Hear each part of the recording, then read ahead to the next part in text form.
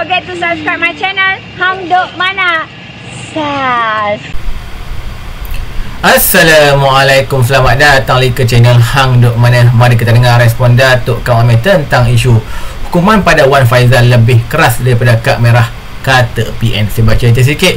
Ketua WIP PN Taqiyuddin Hassan mempersoalkan keputusan yang di-Pertuan Dewan Rakyat Johari Abdul yang melarang Wan Ahmad Faizal, Wan Ahmad Kamal, ahli Parlimen Macang yang masih digantung daripada berada di galeri awam.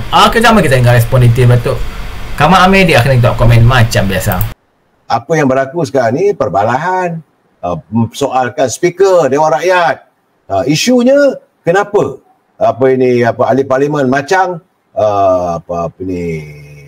tidak boleh berada dalam dewan. Kau dah kena gantung, sudahlah. Ini keadaan dalam dewan sekarang. Sekarang ni tadi juga pun saya lihat waktu yang Perdana Menteri bersemuka dengan ahli-ahli parlimen. Saya juga rasa kecewa apabila soalan-soalan yang utarakan mereka tak banyak menyentuh soal kehidupan rakyat. Tak banyak, saudara.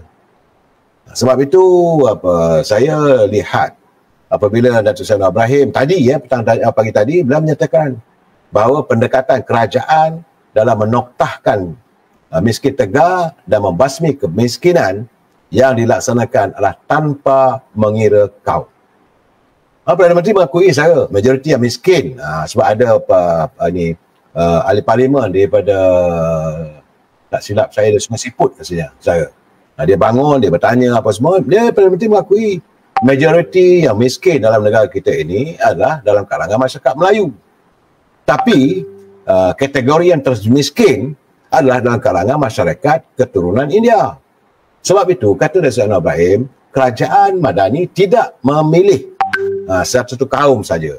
Artinya apa saja perjuangan untuk membasmi kemiskinan ini lah sama rata pada semua kaum. Sebab itu katanya beliau bagi contoh di Kuala Lumpur, kalau ikut kaum yang ramailah warga bangsa Melayu yang jadi setinggan dan sebagainya. Dan saya melihat juga ada isu yang dibangkitkan, mereka menyindir Datuk Seri Abang Mat Sabu tentang keterjaminan makanan. Kononnya beras putih, beras tempatan hilang dari pasaran. Saya nak jelaskan sekali lagi saudara supaya anda faham. Sebab mana tadi pun saya tak sempat menyuarakan pandangan itu bersama dengan tamu saya, Datuk Gulam Muzaffar dan juga sana Neo. Sebenar-benar saudara, kita menghasilkan produk padi itu dulu pada 5 tahun dulu adalah untuk kegunaan 70% saja rakyat tempatan kita. 30% kita bergantung daripada beras yang kita import dari luar negeri. Tapi kena ingat 5 tahun, 10 tahun yang lalu, rakyat Malaysia adalah jumlahnya lebih kurang 18 juta orang. Hari ini rakyat Malaysia sudah meningkat kepada 36 juta orang. Sedangkan input atau penghasilan beras masih lagi tahap sebegitu. 18 juta manusia yang hadir di negara kita ini, 70% saja penghasilannya. Jadi dengan 70% penghasilan bagi 18 juta tu, itu yang nak digunakan oleh 36 juta sekarang. Tentulah berkurangan Sebab itu, dalam bajet yang dibentangkan oleh kerajaan, berkali-kali saya melihat bahawa tumpuan kerajaan untuk menghasilkan lebih banyak lagi beras-beras tempatan. Jadi kita tak boleh mengatakan beras hilang dari tak ada, malahan kartel-kartel masih lagi berkuasa.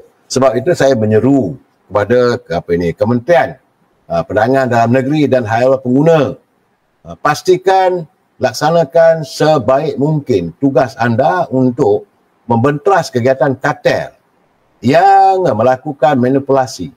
Beras tempatan itu diubah kononnya beras import, kerana dia sama juga bersih putih macam mana beras kita import dari India, dari Vietnam, dari Thailand. Mereka inilah yang bertanggungjawab menghilangkan beras putih tempatan ini di pasaran. Tapi kerajaan juga harus bertanggungjawab untuk memastikan kartel-kartel ini dapat dibentras. Tak adil lah kita nak menyalahkan satu pihak saja. Jadi semua kena. Bagi saya, kalau kita sebagai warga yang prihatin pada persoalan ini, kalau kita pergi ke pasar-pasar, kita tengok ada beras yang dilabelkan sebagai beras import, sedangkan kita tahu itu adalah beras tempatan, kemukakan aduan kepada pihak berwajib. supaya tindakan dapat diambil. Itu je persoalan saya. Bukan tak ada beras memang ada. Bukan ada sorok. Sekarang tak boleh sorok lah sekarang. Sebab itu sekarang ni saya mengatakan, dalam suasana begini, kita mengharapkan apa saja yang disuarakan oleh pimpinan menjadi realiti. Bukan sekadar ilusi. Kita tak mau lagi mimpi ngeri yang kita alami pada zaman PKP dulu saya. Zaman PKP dulu, rakyat tak ada barang nak makan. Sebab itu ramai yang ambil tindakan nekat, ada yang bunuh diri, bendera putih dipacakkan untuk mendapat bantuan makanan dan sebagainya. Tapi hari ini alhamdulillah, di saat-saat negara semakin makmur ini, sewajarnya lah kita menekankan kepada industri pertanian dalam memastikan keterjaminan makanan ini dapat dilangsaikan sebaik mungkin. Saya bersyukur saya, sebagaimana kenyataan yang Amat Berhormat Datuk Seri Zahid Hamidi selaku Penasihat UMNO, beliau menyatakan sebagai Kementerian Pembangunan Luar Bandar, beliau akan berusaha untuk membawa industri padi moden. Jadi bersama-sama dengan Menteri Pertanian dan Keterjaminan Makanan di Sabah dan Sarawak untuk kita meneroka kawasan-kawasan. Banyak di Sabah Sarawak tu masih banyak lagi kawasan-kawasan yang boleh jadikan kawasan pertanian, terutama untuk tanaman padi, sama ada padi huma ataupun padi biasa, dan juga untuk makanan yang lain, sektor perikanan, sektor peladangan ternakan, ayam, lembu, kambing dan sebagainya, keperluan kita. Sebab itu sekarang ini sudah sampai masanya warga kita, anak-anak muda digalakkan untuk menceburki dalam bidang pertanian. Okay, saya, itu yang paling penting dalam bajet yang lepas. Saya tak mau lagi nak bercakap. Tapi hari ini juga mengecewakan. Cuma besok nak tengok apa pula lagi omelan-omelan kosong dari parti pembangkang. Ya, ini nampak gayanya kita membayar gaji kepada wakil rakyat, khususnya daripada Perikatan Nasional tu percuma aja saya. Yang ponting-ponting. Sebab itu akan datang tak payah lantik mereka lah sebagai ahli parlimen dalam pilihan raya. Rakyatlah yang menentukan.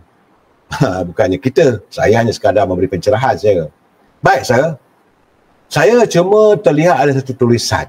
Ini nampaknya jangan marah pada saya sebab ini tulisan ini tentang bagaimana pandangan yang berbahagia Tan Sri Tengku Razali Hamzah.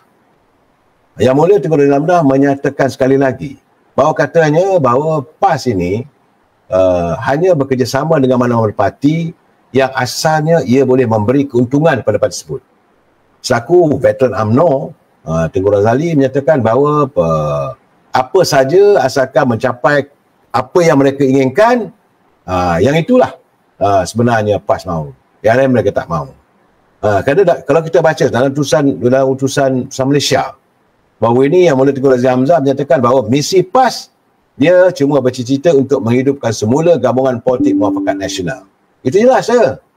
Tapi PAS ni mereka tidak nampak jika tidak ada keberuntungan mereka tak mahu. Tapi jika ada keberuntungan, maka mereka akan berusaha untuk bekerjasama dengan UMNO. Sebab saat ini nampak gayanya keyakinan rakyat pada Parti Bersatu semakin terhakis. Sebab itu kata Tengku Razali, PAS mahu kekal berkuasa.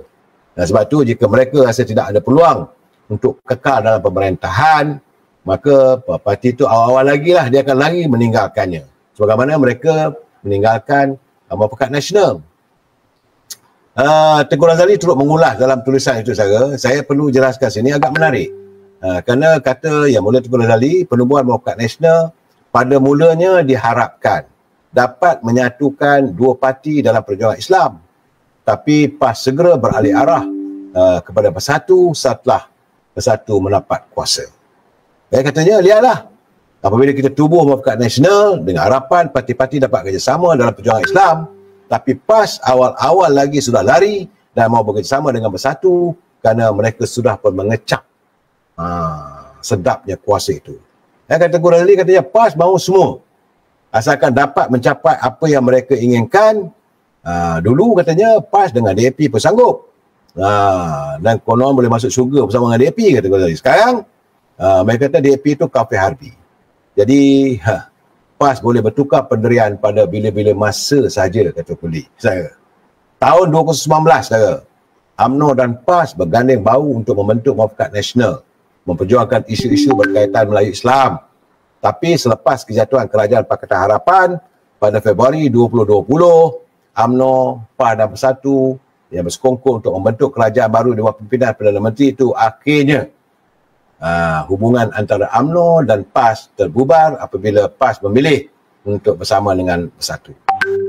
Sebab itulah sekarang ni menurut Tengku Razak Hamzah, apa-apa saja pun rentak yang dimainkan oleh PAS, sama ada nak menyantuni semula Muafakat Nasional ini, hanyalah retorika dan ilusi semata-mata.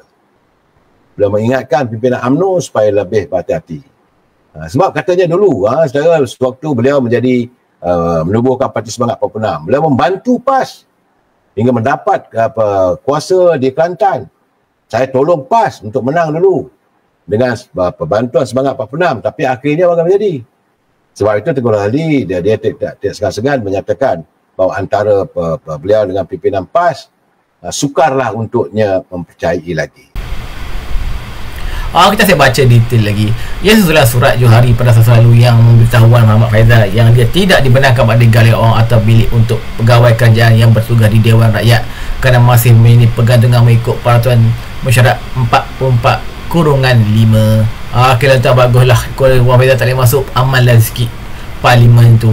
Kita mai tu menyokong kajian. Apa pada dapat Ibrahim. Assalamualaikum.